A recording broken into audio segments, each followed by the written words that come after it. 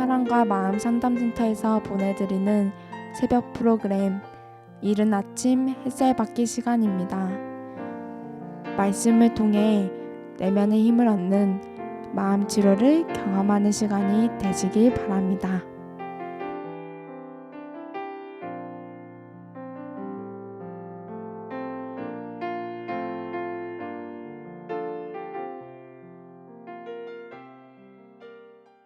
우리는 늘 우리의 신앙이 올바로 가고 있는가에 대해서 점검을 해보는 습관이 있어야 됩니다.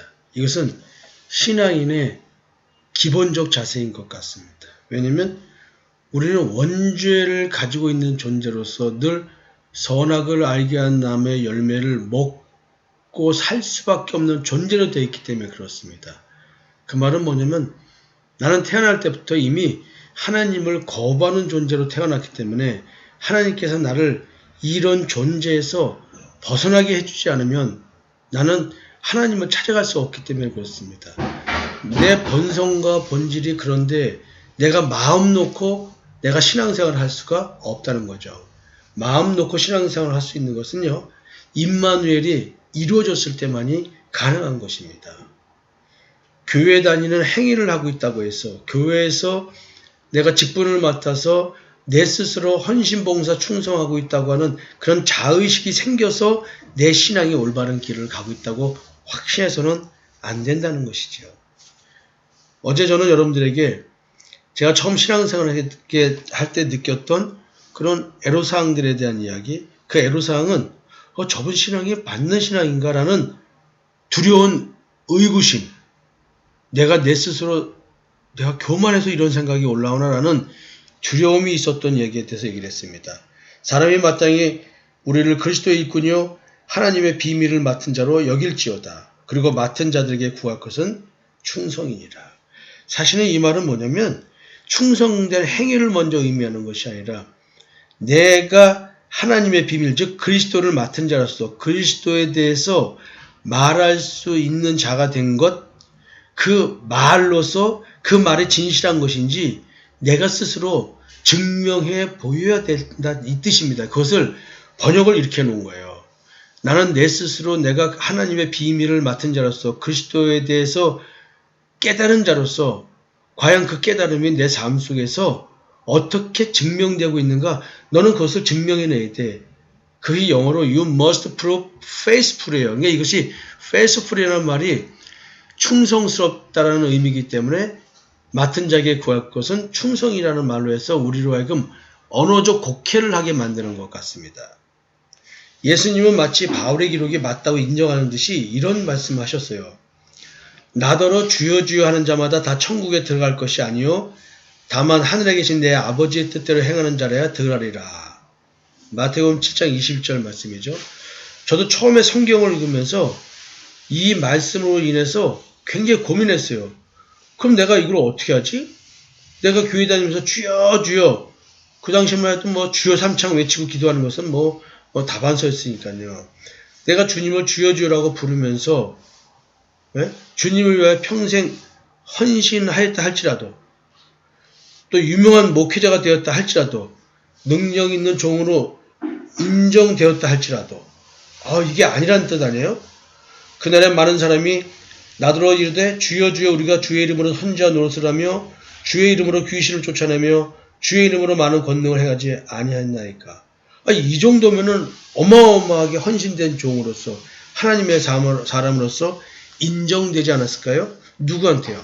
세상 사람들에게, 예수 믿는 자들에게. 그래, 예수님은 인정하지 않았다는 거 아니에요. 심판날에 주님과 자칭 주님의 사역자들이라고 하는 목회자들과 대화가 있었습니다. 그 대화 내용을 미리 적어놔 주셨어요. 주님은 그들에게요, 그때 내가 그들에게 밝히 말하되 내가 너희를 도무지 알지 못하니 불법을 행하는 자들아 내게서 떠나가라 하리라. 아니, 예수님이 모르는 자들이 예수님의 이름으로 귀신을 내어줬습니다. 선지자 노릇을 했습니다. 권능을 했습니다. 이들의 주는 예수 그리스도가 아닌 거예요. 근데 그들은 주의 이름을 불렀습니다.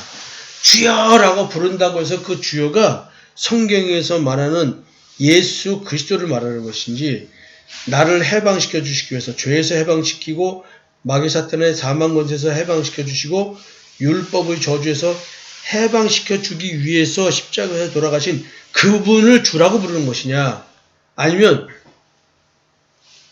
주라고 속이고 있는 다른 예수를 주라고 부르고 있었느냐, 지금 이런 것이겠죠. 글자상으로 보면 분명히 대단한 주님의 종들이었습니다. 근데 주님은 왜 그들을 모른다고 했을까요? 왜 그러셨을까요? 이들의 목회의 충성도가 약해서 그런 것일까요? 그러나 답은 바울의 고백에 있었습니다. 먼저 바울은 그리스도의 일꾼인 하나님의 비밀을 맡은 자는 마음의 동기가 다르다고 했습니다. 그리스도의 일꾼들은 분명 복음을 전하는 자들이었습니다. 그러나 전하는 과정에 두 부류의 사람이 있었다는 얘기죠. 한 부류는 마음 상태가 다른 그리스도의 일꾼을 경쟁 상대로 여기고 시기하고 질투하며 그들을 목회적으로 더 이기려는 마음을 바탕으로 그리스도를 전하고 있었습니다. 그 영어로는 이것을 그들의 마음의 동기를 out of envy and rivalry라고 되어 있어요. 이 말은 뭐냐면 시기와 경쟁심. 그러니까 다른 사람보다 더 잘되기 위한 목회를 하고 있었다는 것이죠. 또 다른 부류는 올바른 마음 상태인 착한 뜻에서 나온 마음을 바탕으로 그리스도를 전하고 있었다고 했습니다. 여기서 착한 뜻을 영어로 뭐냐면 out of good will, 좋은 뜻, 선한 뜻, 착한 뜻. 시기심과 경쟁심이 아니라는 것이죠. 바로 시기심과 경쟁심으로 복음을 전하는 자들의 마음의 근본적인 동기가 순수하지 못하다고 했습니다. 순수하지 못하고 개인적인 욕심과 야망을 출처로 해서 잘못된 동기에서 복음을 전파하고 있다는 거죠. 그냥 복음을 열심히 전하지만 그 동기는 자기의 사적인 욕망이라는 거예요. 그래서 out of selfish ambition, not sincerely 이렇게 표현해요. 그러니까 이기적인 야망에 출처해서 한 것이 순수하지 못하다, 진실하지 못하다 이렇게 얘기하고 있어요.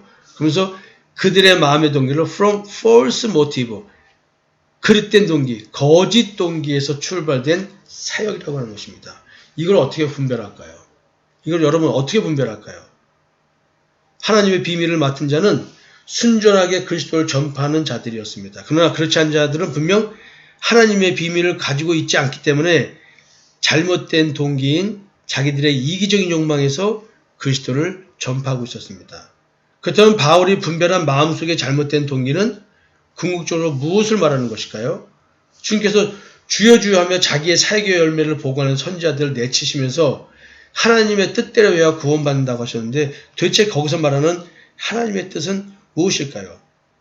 문장 구조 속에서는 구체적으로 나와 있지 않습니다. 그러나 말씀의 근본 중심 주제인 마태복음 7장 15절 거짓 선지자를 삼가라는 이 말씀을 보면 답을 얻을 수가 있습니다. 거짓 선지자들을 삼가라.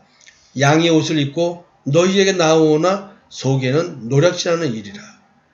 지금 그들의 false motive, 잘못된 동기의 복음 전파, 그러니까 자기들의 야망, 교회에서 목회자가 되는 것, 교회에서 어떤 직분자가 되는 것, 개인적인 야망 때문에 복음을 전하고 열심히 헌신 봉사 충성한다는 거예요. 근데 이건 전부 다 노략질과 같다는 것입니다. 거짓 선지자들을 삼가라. 양의 옷을 입고 너에게 나오나 속에는 노략질하는 일이다. 그냥 복음을 두고 나온 것 같지만 복음이 아니라는 거예요. 영혼을 노략질하기 위한, 마귀한테 영혼을 끌고 가기 위한 사역을 하는 자였다는 거예요. 주님의 이름으로 엄청난 사역을 했습니다. 분명히 이거는 엄청난 정도라고 말 안 할 수가 없어요. 왜냐면 주의 이름으로 선지자 노릇을 했고 주의 이름으로 귀신을 쫓아냈고 주의 이름으로 많은 권능을 행했잖아요. 그럼 엄청난 사역을 한 거예요. 엄청난 사역을 하고도 예수님께 버림받은 자들은 다름 아닌 거짓 선지자들이었어요. 이들이 그리스도를 전파하는 목적은 복음 그 자체에 있지 않고 사역을 통하여 성도들을 노략질하는 것이었습니다. 바울이 말한 자신들의 이기적인 욕심으로 투기와 분쟁을 일으키는 자들이 잘못된 동기에서 복음을 전한다는 말의 실체인 것입니다. 근데 이런 사람들은 아무리 은사가 나타나고 대단한 능력이 있고 사람의 마음을 쥐어짜서 감동 있는 눈물을 만들어낸다 할지라도 이들은 거짓 선지자되었습니다. 가짜 목사였습니다. 거짓된 헌신자들이었습니다. 주님의 날에 그리스도의 일꾼이라고 자처하는 자들은 어떤 기준으로 심판을 받을까요? 그것은 마음의 동기입니다. 복음을 전하는 동기가 무엇이냐는 거예요. 왜 내가 지금 복음을 전하고 있는가? 그래서 내가 여러분들에게 묻잖아요. 왜 예수를 믿습니까? 예수를 믿는 동기가 바로 여러분들이 잘못된 동기에서 예수를 믿는지 순수한 동기에서 좋은 뜻, 착한 뜻, 선한 뜻에서 예수를 믿는지 답이 나오는 것입니다. 여러분들은 지금 예수를 왜 믿고 계십니까? 왜 내가 지금 복음을 전하고 있는가? 여러분, 그것이 그 마음의 동기가 내가 이 다음에 하나님 앞에 섰을 때에 나를 심판하는 기준이 되는 것입니다. 먹고 살기 위해서 지금 복음을 전하고 있는가? 먹고 살기 위해서 이 땅의 삶을 위해서 내가 예수를 믿는가? 날 구원하신 예수님이 그리스도임을 전파하여 영혼을 구원하라고 하는 것인지 아니면 겉말로 예수가 그리스도라고 전파하면서 자기들의 욕심을 채고 영혼을 누락질하고 있는 것인지. 바울은 어떤 사역자들이건 간에 예수가 그리스도 되심을 전파하고 있다고 얘기를 하고 있습니다. 그래서 그들의 마음의 동기가 잘못된든지 잘된든지는 자기가 판단할 일이 아니기에 도리어 기뻐하고 또한 기뻐하리라고 했습니다. 무서운 고백이죠. 주님은 거짓 선지자를 언급하면서 마음의 동기가 순간적으로 잘못해서 그런 행동을 하는 것이 아니고 본질상 출발 자체가 옳고 그름을 전제로 얘기하는 것입니다. 그래서 나무와 열매를 비유로 드신 것입니다. 주님의 말씀에서 좀 이해하기 힘든 부분이 있죠. 왜냐하면 거짓 선지자는 열매로 안다고 하셨기 때문입니다.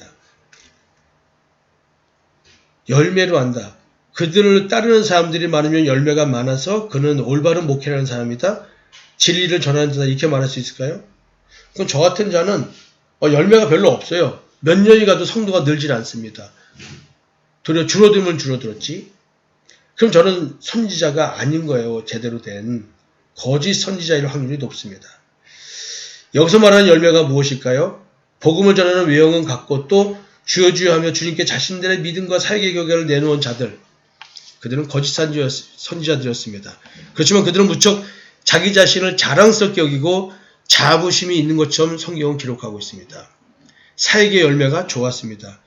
열매를 본다면, 추종자들을 본다면, 사역의 현상으로 본다면 그들은 결코 거짓 선지자가 될 수가 없습니다.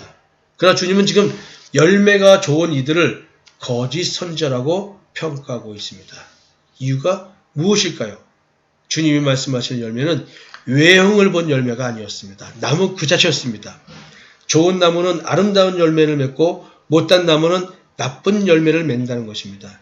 이는 열매를 보고 나무를 평가하는 것이 아니라 나무 자체를 보고 열매를 판단한다는 의미가 됩니다. 그들의 열매로 그들을 알지니 가시나무에서 포도나무를 또는 엉겅퀴에서 무화과를 따겠느냐. 이와 같이 좋은 나무마다 아름다운 열매를 맺고 못된 나무가 나쁜 열매를 맺나니 좋은 나무가 나쁜 열매를 맺을 수 없고 못된 나무가 아름다운 열매를 맺을 수 없느니라. 이거는 완전 결정론적 얘기입니다. 여러분, 결국 주님이 보시는 것은 사람 그 자체이지 그 사람이 그리스도의 일꾼이라고 자처하며 행한 사역의 결과와 영향력을 가지고 판단하지 않으신다는 말씀입니다. 그렇다면 어떻게 사역을 해야 올바른 사역이 되고 불법인 사역이 되지 않을까요? 여러분도 오늘 이 질문 가지고 고민 한번 해보시겠습니까? 여러분들은 어떻게 신앙생활하고 어떻게 십자가의 증인이 돼야 올바른 증인이 되고 불법인 증인이 되지 않을까요? 힘들지만 고민하는 하루 되셨으면 좋겠습니다. 감사합니다.